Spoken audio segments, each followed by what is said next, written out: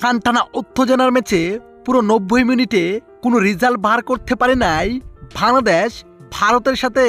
এতে শেষ পর্যন্ত টাই ব্রেকারে ভারতকে অবিশ্বাস্যভাবে হারিয়ে সাব চ্যাম্পিয়ন বাংলাদেশ।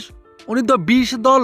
দর্শক, আজ ভারতের বিপক্ষে মাঠে নেমেছিল বাংলাদেশ দল, যেখানে শক্তিশালী ভারত সেমিফাইনালে ভুটানকে 5-0 গোলে উড়িয়ে দিয়ে বাংলাদেশের বিপক্ষে ফাইনাল ম্যাচে মাঠে নেমেছিল, যেখানে শুরু থেকে আক্রমণে ছিল বাংলাদেশ দল, যেখানে হাফ এনের আগে কেউই গোল করতে পারে নাই।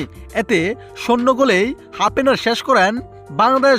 দ্বিতীয় অর্ধের খেলার শুরুতে আক্রমণ করেছিলেন বাংলাদেশ, কিন্তু সফলতা পায় নাই। এতে শেষ পর্যন্ত পুরো 90 মিনিটে কেউই গোল দিতে পারে নাই।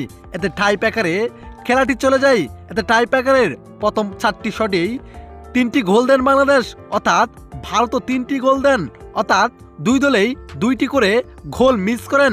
এতে 5 নম্বর শটে ভারত গোলটি মিস করেন। এতে শেষ গোল করতে পারলেই বাংলাদেশ জিতে নেবে। এই মুভমেন্টে অবিশ্বাস্য গোল করেন রুনেল সুলেমান, যেখানে লাস্ট টাই ব্রেকার শটটি করতে এসেছিলেন রুনেল সুলেমান। অবিশ্বাস্যভাবে গোল করে দলকে সাব চ্যাম্পিয়ন বানিয়ে দিয়ে রেকর্ড করে ফেললেন তিনি। দর্শক, বাংলাদেশের জয়টি আপনি কিভাবে দেখছেন অবশ্যই জানিয়ে দিবেন আপনার মতামত এই ভিডিওর কমেন্ট বক্সে। ধন্যবাদ।